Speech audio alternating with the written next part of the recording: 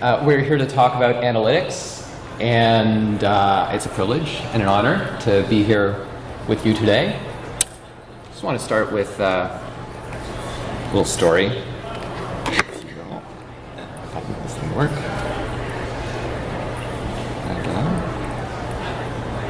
That's weird. So I don't really watch that much TV anymore.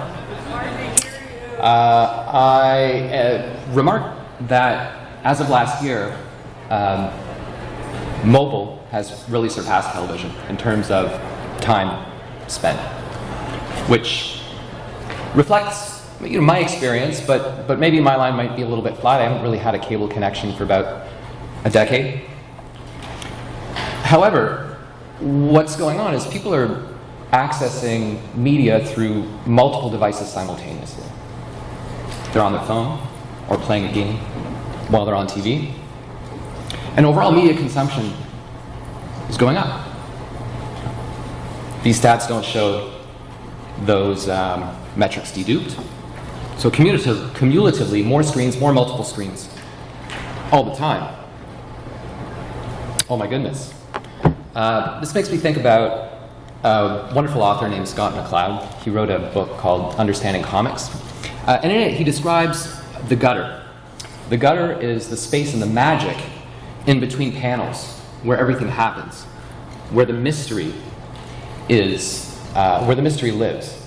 And it's in that space that your mind fills in the ideas, fills in that narrative. And for me, looking at these statistics, these analytics, I think, man, I spend too much time on my phone. And other people seem to agree, and they're trying to do something about it. Most adults are actively trying to limit their screen time, though they're spending more and more screen time. And conversely, maybe it's too late for us, and the next generation is the one that we can fix. So parents are spending a lot more energy monitoring and setting up parental controls for the access their kids have on digital devices. We're here to talk about analytics, but we're also here to talk about the power of story and what analytics can really be used for. We will get into some technical tips and tricks. Before we do that, a little bit about Kalamuna, the organization that I am here representing. We work with socially impactful institutions, associations, and agencies, and we're working to solve some of the world's most pressing problems by empowering the organizations we work with design, strategy, research, and development. We do a lot of work with universities and a lot of nonprofits, some government locally in the Bay Area, where we are based, though we also have a distributed team around the world, mostly in the US and Canada. I really enjoy coming to events like this and sharing our knowledge freely. I think it's really important to build a community, to build resiliency in the community. And we try to do that in other ways as well by organizing events. It may be, some of you who were at DrupalCon in New Orleans may remember we held a funeral along with the New Orleans jazz-style procession through the streets of the city in celebration and mourning of Drupal 6's demise. It was well attended. Dries came, we gave some wonderful speeches and served some blue cupcakes out of a coffin. We are also trying to activate the community in other ways to spark conversations. This talk is focused both initially on the whys, but also on the hows. And we come to these types of events to learn how to do things, but it's always for a purpose. And that purpose is to promote change and to do good. And so when we have booths at events like this, we'll try and, instead of creating landfill, use it as an opportunity for either political change or action or conversation. Last year at Bad Camp, for every postcard that someone wrote to an elected representative, they could choose one of the three organizations that our team thought were really important to support, and we donated money for every postcard that was sent. And this year at DrupalCon, for every interaction at our booth, we planted a tree to help reforest some of the areas devastated by the wildfires in Northern California. We planted about 450 trees in the real world. Well, just pausing for a minute before we get more technical, I want to think about that why again. Why do we want to invest in analytics? Yes, we want to do better, we want to optimize, but ultimately it's about having a greater impact. It's about refining our approach and adjusting what we're doing to respond to the behavior of our users, which is why we have all these websites. But why? Why do you have a website? Now, one of the common pitfalls that I see when people really want to get into analytics is they start digging and sifting through things. It's like an archaeological exercise where they think they're going to uncover some new dinosaur that hasn't been discovered yet. But thinking about why you have a website first and what it's trying to achieve is significantly more potent. As of I don't know, it may have changed, but last time I looked, there were 115 discrete menu options when you log into Google Analytics in that left-hand sidebar. That's 115 choices you need to make before you have to make other choices. If you don't have a purpose to try and uncover what you're looking for, you can very easily get lost, distracted, and perhaps not achieving your goals. Caveat emptor, I may be analytical, but I'm not an analyst.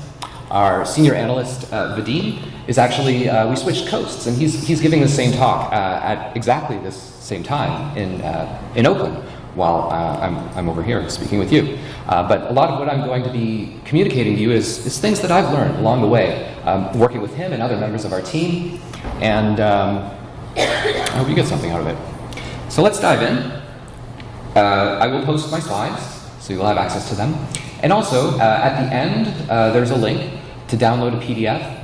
It's not like a lead capture form or anything, it's just PDF. You can download it, and it has a lot of these tips, along with a link for each tip to a supporting article where you can learn more about why these things matter. I want to talk a little bit first about sessions, page views, and users, and just define them a little bit.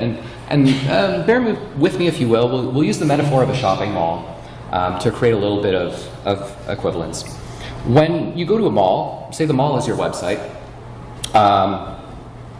you go to the mall, you visit some stores. You go to the electronics store, the clothing store, the food court. You have a journey through this space, and you spend a certain amount of time there. The source for this is a wonderful article on DataBox. If in the website world, the visitor or user goes and establishes a session, visits different pages, and those are page views. This will come back in a sec.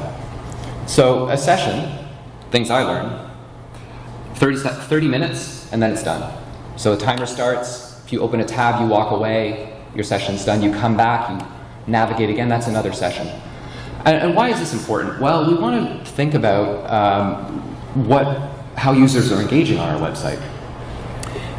And the other thing that's new now is you can start to track across devices, but the same user might look at something on a website and then go on their phone and keep looking at it, and that's a different device and a different session, but it's the same person and the same interaction. So these are things you should think about when you're trying to measure your engagement.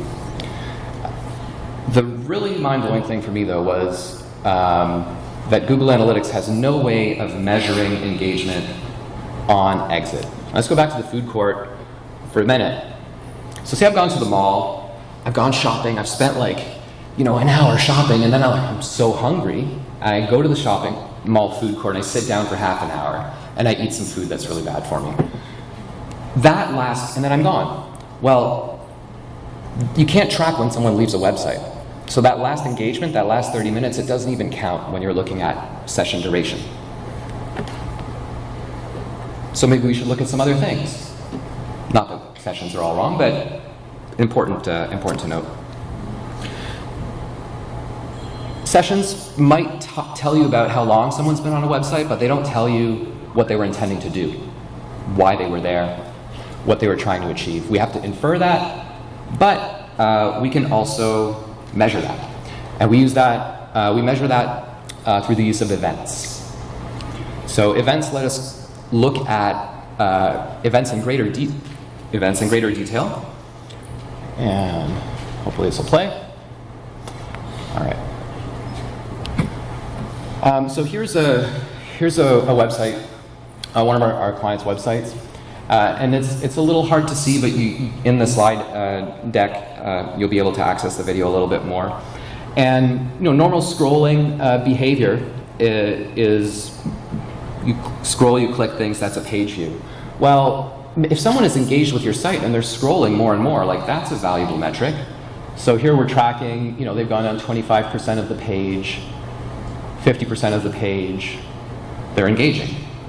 It's more than just visiting the page. We know they're getting all the way down to the bottom of our valuable content.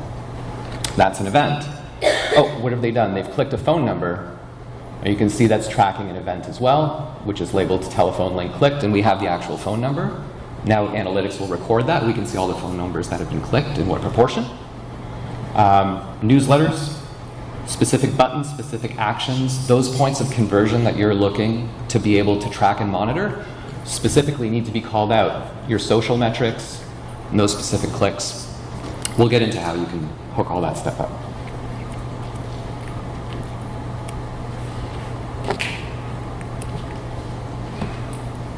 All right. Come.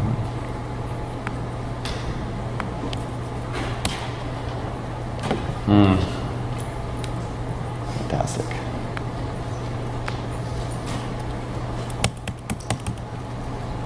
Pardon me. There we go. Get back in.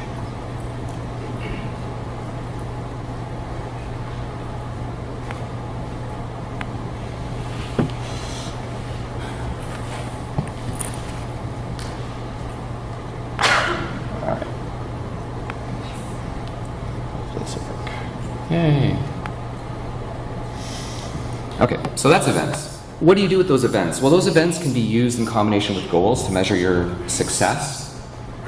You can create goals yourself, but you can also import them from something called the Solutions Gallery, which if you haven't checked out, I would encourage you to take a look at. It's a lot of canned solutions and community-based solutions. There's a lot in there. They're rated and ranked, and you can try some stuff out there, and I'll tell you a little bit more about how to do that safely so you don't blow up your existing website analytics. So what are goals? We were looking earlier a little bit at some of those events that we were tracking, and a goal is something specific we want the user to achieve through a process. You can think of a shopping cart or a newsletter sign up or some kind of flow that's involved there, but at the end of the day, you want to get to that goal, right? So these are goals, they're labeled. We're tracking how many file downloads are being done, how many times a video is being played. Those goals can all be set up. And then you're more specifically looking at areas that concern you. You can visualize those goals through a funnel. If you conduct any e-commerce on your website, that may be a checkout process. I would encourage you to look at the enhanced e-commerce options that Google Analytics offered. It's a paid option, but you can get a lot more valuable information, including the ability to tie all those pieces of the funnel together. And you also get nicer looking horizontal graphs, which are more well suited to the slide presentation. Who is concerned about the bounce rate on their website here? Who is unconcerned about their bounce rate? Okay. Who is wondering what bounce rate is? Okay, great. We've got about half the audience covered. Well, a bounce is when a visitor goes and visits a page and then leaves. They bounce. It's really doesn't have any relationship with time spent. So someone may have found exactly what they're looking for. Less and less people are entering your website through your homepage. They're using search engines to find what they're looking for, and those search engines are getting much smarter, and they often find exactly what they need, view it, and then leave. That's quite successful. Don't stress out about your bounce rates. It's one metric across other things. It may show signs of improvement, but there are a lot of other things. Think about engagement. and the metrics and the goals and the events that you're trying to track.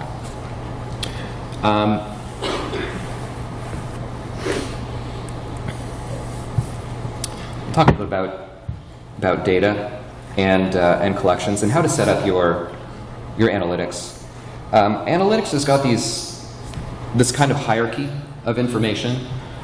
Views are displays of your data, and they track down from different properties. Your account may have other properties in it, different websites. Each of those have unique codes. You can see they have this UA code. UA is like, anyone remember Urchin? Googlebot Urchin like a million years ago. And it used to be this tracking thing, and that's where UA comes from, is Urchin Analytics. And so each view has got a name. By default, it's called all website data, which is highly descriptive. And what we recommend is create multiple views. Just like you have a live and a staging and a development space on your websites, so you can do that with your analytics too. That way you can play around and not mess things up. Before you engage in... Hi. They can't hear you that well. They were from you, so Oh. they hand it to you. Yeah, they tell me. Great. Sorry back there. All right, you can all get off your laptops now. So the master view is like your raw, you've got this raw data view at the bottom, which is like unfiltered data, and nothing's been applied to it. That way, if anything has ever gone wrong, you can go back and check out what the raw data is telling you. Then your test view is going to be really a place to play around, and it's going to replicate most of your master view. Your master view is where you're applying all these different filters, and we'll talk about filters next. And filters are what lets you get the garbage out. Once it's out, it's gone forever, which is why you want to keep that raw data view. So there are things you may not want. You may not want bots, you may not want internal site traffic. You can exclude IP addresses and therefore, focus more of your analytics on external site traffic. If you have an intranet, you probably want your internal site traffic. If you are a really public-facing website and your web developer is like hitting the pages really, really frequently, you're going to be throwing your stats off. So filter that stuff out. And the thing is, you can't get any of that back, but you can start to create something similar to filters using segments. Segments let you take your data and apportion it according to various questions you may be asking, like, I really wonder if there's a gender bias and how people are visiting this part of the website. What about an age range or geography? Now, of course, this depends on people having this kind of tracking enabled, but it does start to present an opportunity to analyze your data in interesting ways. And these segments can be saved and applied across any other reports that you have. Another thing that people often forget to do is to enable site search. And this is something that isn't on by default. You need to go and click a little checkbox and then put your query parameter in. This is the default for most search implementations in Drupal. Yours may vary. And what this does is really give you information about what users are searching for on your website. And that is a really strong indicator of user intent.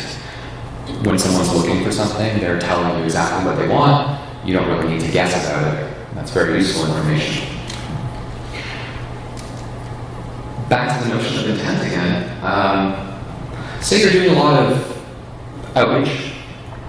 You're emailing, you've got a strong social media presence, and you notice that you've got all this direct traffic. It shouldn't be the case, right? You should be getting traffic in from all these different sources that you're broadcasting.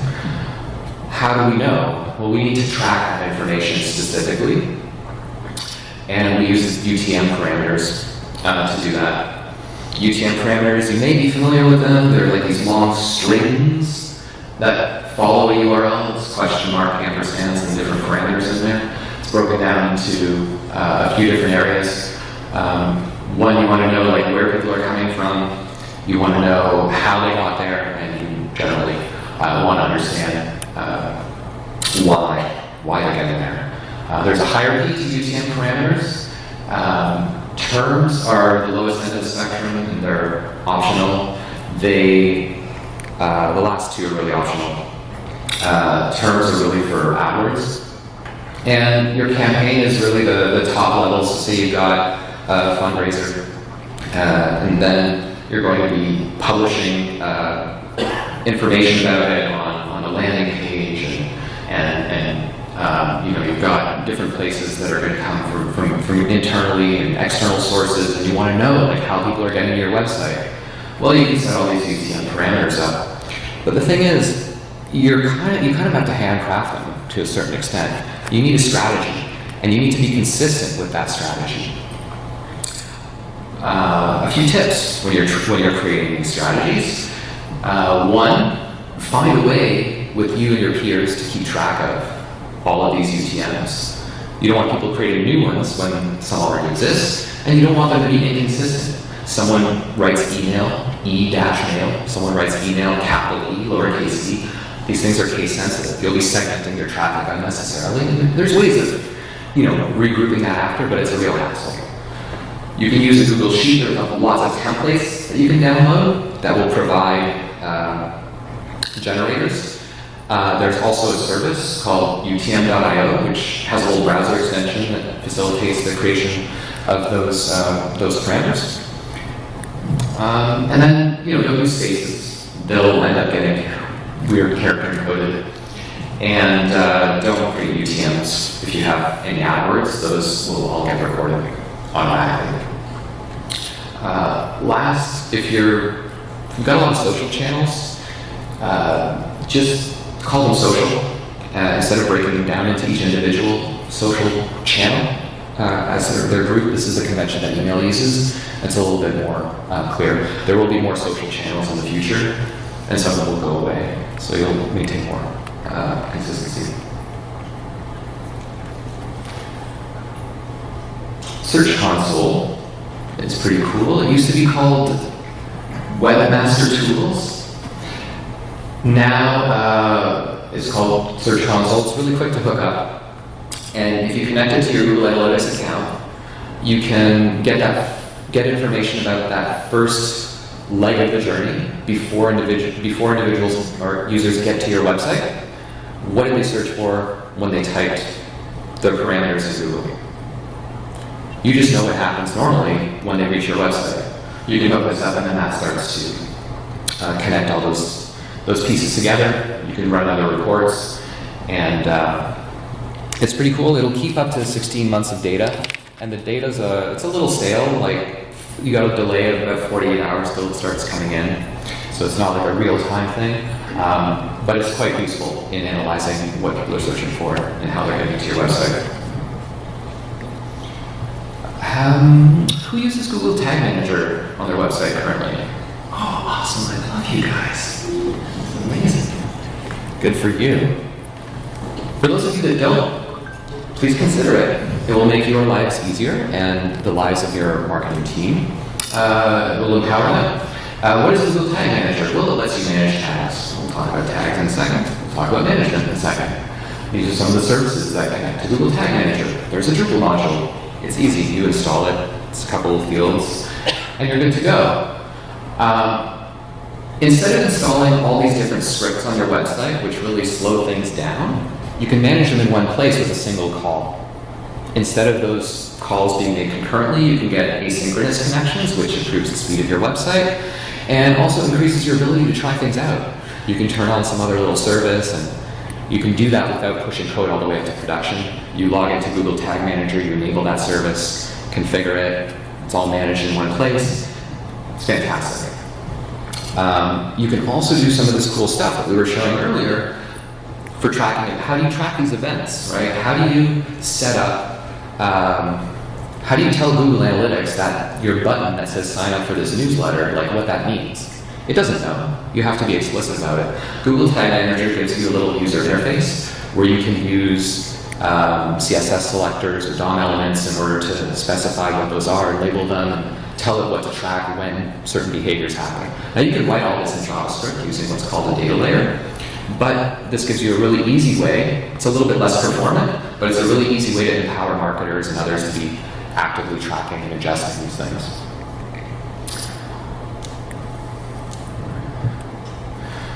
Here's an example of some configured tags that we were looking at earlier. Viewing a page or clicking an email or clicking an outbound link. Google doesn't normally know the difference between an outbound link and a normal link. Scroll depth, as we were seeing earlier. But here's some magic which we really enjoy. There's a service called GTM Bot, and normally it'll take you like a few hours to set all these things up and research it all. But GTM Bot, all right, everything's gonna mess up when I play a video, of course.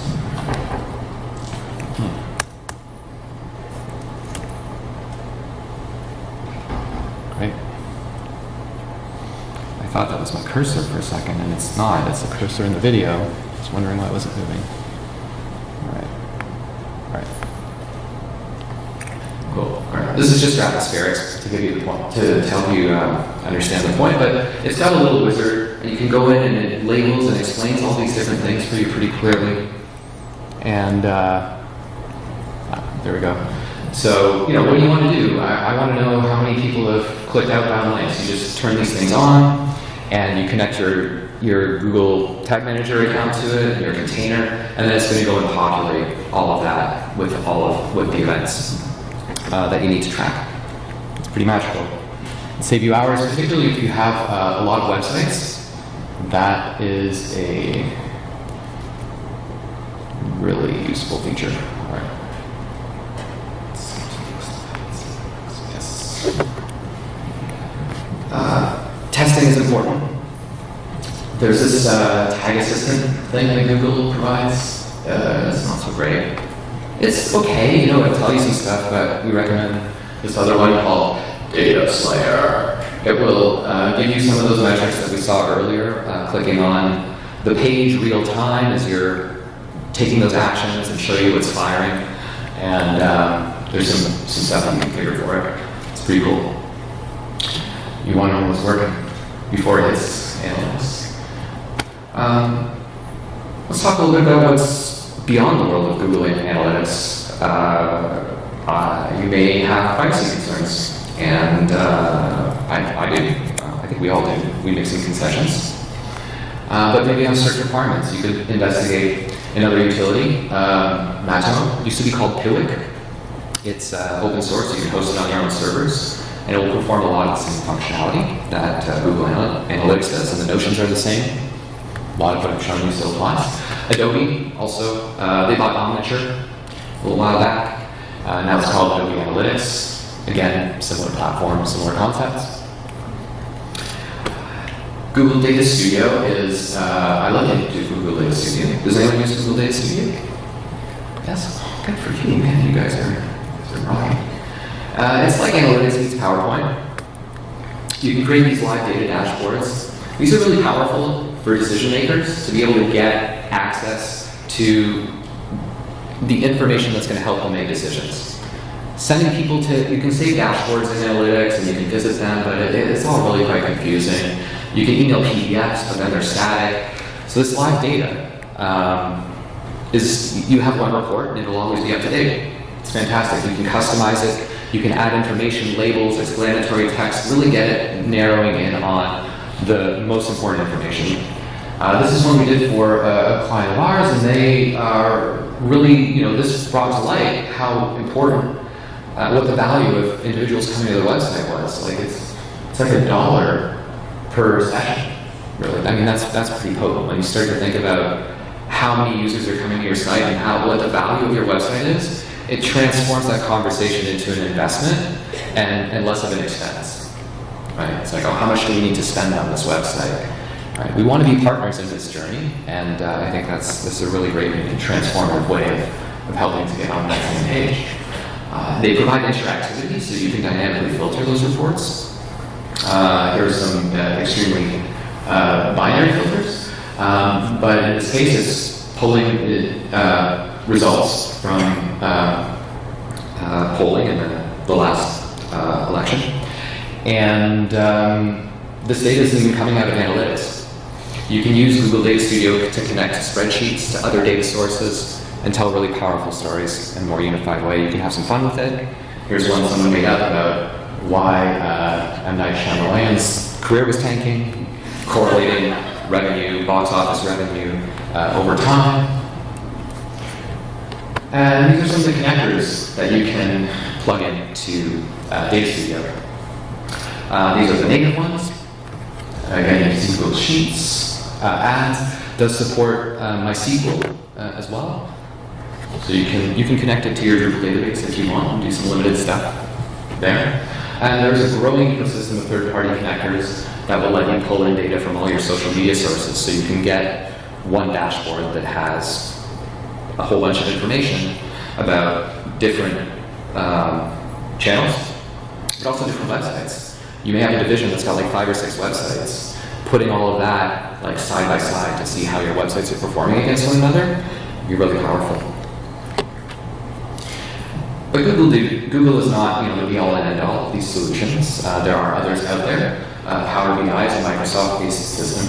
Databox is really cool. They have a number of really the free tier is quite open. They've got like some pretty good templates, and their templates are super responsive too for mobile or desktop or screen. So you can create these like slideshows that rotate and put it up on a monitor somewhere, which is really cool because like say it's a Friday and you're really trying to reach that fundraising goal, and it's like, oh man, we're like falling really short, and you go home and then you come back, and Monday morning you're like, oh my goodness, it's like 4:35, like someone gave us like a huge donation through the website.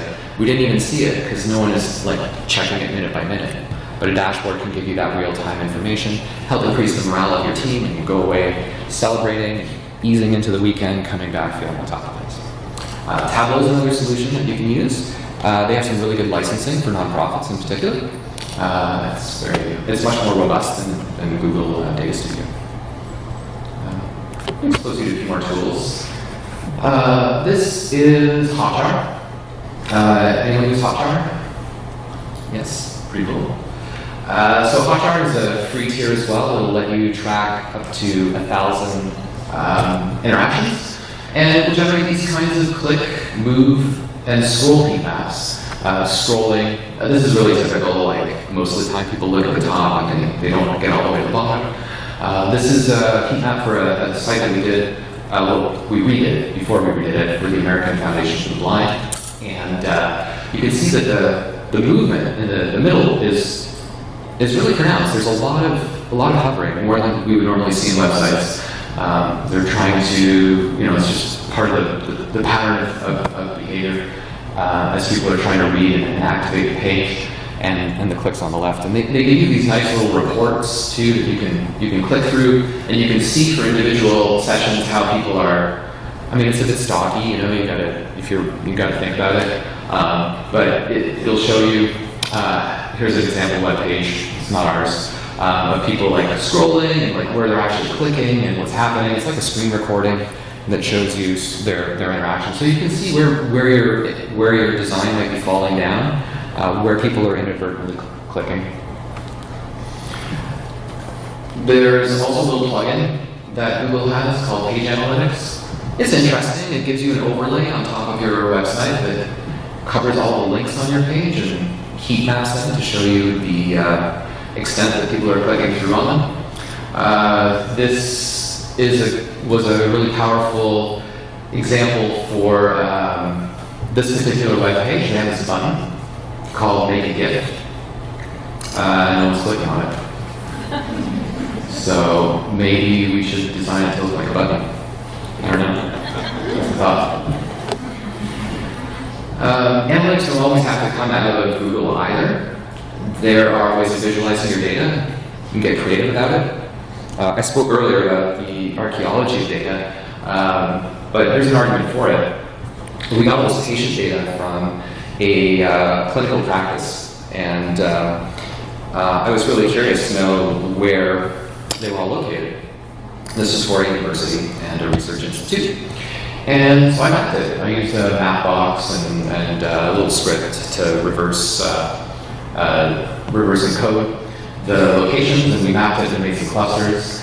And indeed, there were a lot of people, as we expected in the Bay, but it just spread. It spread all over the entire world, which is really weird because I don't think people were going to fly in from China to go get their teeth cleaned. Suddenly it was like, oh, wait a second, we don't have up-to-date address information for all these people. No wonder they're not paying their bills. Inadvertent discoveries by visualizing information. And maybe you don't even have the information that you need. Maybe it's worth going out there and getting it. Surveys are a powerful tool, and they can motivate design change. We survey different types of users, undergraduate, graduate, faculty, and students, to figure out how often they use the website. And there's an inverse proportion of visitors on the website between undergrads and faculty. The faculty are there mostly once a month, not so much daily, not so much. So, it's maybe not a good idea to be putting all these alerts for faculty on the website. They're not there that often. You want to understand where your audience is and meet them along the way. All right, as promised, some tips and tricks. The statistics that I was showing earlier about usage of mobile devices is from this report by Bond, which is a Silicon Valley investment firm, and they've had a really fascinating. There's a lot of information about trends on the internet, e-commerce internationally. There's a strong focus on what's going on in China and other areas of the world. Really fascinating stuff. I encourage you to check it out if you want to geek out. All right. Now this is the powerful thing. Maybe you don't want to mess around with your data. Maybe your data isn't really complete. You don't have all the features that are going to be pulling information. You don't have e-commerce on your website, but you want to play around with it. If you visit the site, it'll redirect you and you'll be able to get access to the analytics from the Google store itself. All of those analytics, and you can play around with them and you can see what's happening, and it's like volumes of data. It's great stuff. Analytics.google.com/analytics/web/demo account. It's a really great place to see. They've got it segmented up as well in those test and master views. And then if you do want to do some e-commerce stuff and you're motivated to move beyond what Google Tag Manager provides, and you want to write your own data layer, you may want to find some examples of how to implement that. So this enhanced e-commerce.appspa.com gives me some pretty good examples of how to implement data layers on your website and how to write that JavaScript. And last but not least, here's a little link to this PDF document that you can download, which provides a number of tips and tricks that we've covered today and more. bit.ly/ga-tips-10. And now we have time for questions, thoughts, feedback. This is me. If you want to be in touch, I'm also here physically in person, so we can talk. But for those of you at home, my contact information is there. If you want to ask a question, please feel free. There's some microphones, if you don't mind using them. That way the recording can pick it up and people can hear on the other end of the internet. Sorry to ask the first question. So I manage a government website, and we put out a lot of content, a lot of reports. And we're not using Tag Manager yet, but we're hoping to in the future. And so the scroll tracking that you showed, I'm wondering if you have a URL that's consistent, like website.gov/reports, are you able to then see kind of at an aggregate level, generally how far people are getting down on those reports? Or do you need to look at it more page by page? You will receive statistics for each individual page of how far down the page you go. Just like that. You can also, and the kind of tracking that you can get through GTM is really valuable if you have single page applications. You want to know how people are engaging with them. Maybe you're not reloading and the URL isn't changing. You want to figure out, you want to fire off some events when different things happen and they're moving through your wizard or your tabs. So we spend a lot of time trying to push some of our clients to move in a more accessible direction. I think being able to see how those investments manifest on the site would, be really convincing. In your experience, especially with the National Foundation for the Blind site, how well does Google Analytics or Tag Manager discern events using accessible technology versus just, standard moving around? It really doesn't do a very good job of it at all. Many accessibility tools are plugged into browsers, and you won't really know if someone's using them. It's very, very difficult to know. The most accurate way that you can understand user intent and points of friction on your website is user testing. Accessibility testing is very important, but automated testing in that regard will only cover a strong percentage of the use cases, and the rest may be quite narrow. We've learned that time and time again, working with very astute and highly compliant website clients. So unfortunately, analytics can't really tell you very much about that right now. As far as I know, I mean, I could be wrong. I'd love to learn otherwise. Thank you for all the interesting, useful tools.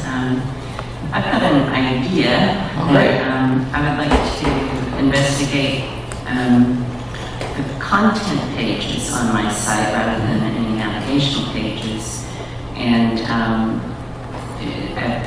that maybe the time on page and the bounce rate together might give me an idea of how interesting that content is or not. Right. Is that a good path to go on, and is there a way to do that other than just, human analysis? Is there something that might help me do that? Well, you could try to install Hotjar or some kind of a heat mapping or tracking tool that will give you a little bit more insight into engagement, and you can look at that.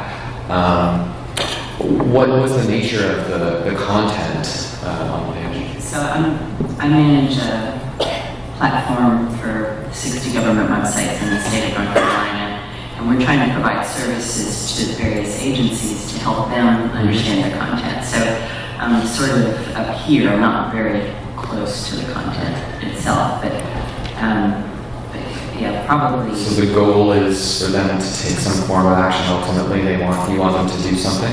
Well, what we want to help them to do is, after they identify their top tasks, to analyze whether the content they have is effective and for certain areas. Usually, their websites are so big that we try to bring it down to focus on these 4 areas or 6 areas, and Okay. Yeah, I mean, there are different strategies that you can employ. Audience segmentation can be useful as well. You can inject some additional analytic data around that, either through self-selection or inference, and track that if you know that people are internal to an agency or external. That might help you to separate the clear intent of the users on your website. You can do that in part through, if you know that those agencies internally, like all their IP addresses, you can set something up that would help to segment things that way. And then again, take it with a grain of salt depending on what the outcomes really are. And ultimately think about what that end goal and that engagement is. Qualitative interactions are much harder to measure. Actually, they're not really possible to measure. It's really the quantitative information that's the nature of analytics. And the rest, yes, you must infer quality or a need for more quality that way. Thanks for your question. Hi, I guess I have 2 questions. The first question is, I downloaded Search Console from a Setup Search Console. Is there anything else I need to do, like an extra step, to make sure that it's connected or linked to my GA account? Or as soon as I set it up, it should be done? Well, you sign up for it and then you do need to specify So I do have to go to GA and link to. You can do it from Search Console. Like It's- put the link to my website, sitemap? Or- It will ask, Search Console will ask you what your UA code is, and if you just, Google Search Console Connect to Analytics, there's like a help page that Google has and made a little video. I don't know if they have a video actually, it's just like a 3 numbered step process. But if you log into Search Console, then it should prompt you, and you can, inside of that space, have multiple properties that you can then also connect it. Okay. And then my second question is there a way to exclude a certain page out of the search? Or let's say like if I have a staging site and that site and make available to public, but I don't want Google search to get to that page or link to that page at all. Is there a way for Control to exclude those pages? Yeah. I mean, you can take that page off the internet and put a login behind it in some way that will exclude it from the public, but you'll still get internal search traffic. You can use robots.txt, which is a syntax and a format. It sits in the root of your web directory, and the search engines will read that, and there's a bunch of rules in there about which pages it has to exclude. Now, Google does honor that. Not all search engines will necessarily. So that comes with a grain of salt. You can also write something programmatically that will keep the pages from firing Google Analytics.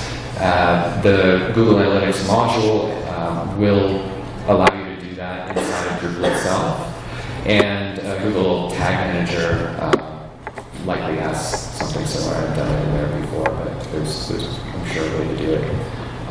They're either in the module or elsewhere. It's a common practice in Drupal that you don't want to track like all of the site visits to the back end of your website, so they provide that option in that space for you to really easily do it.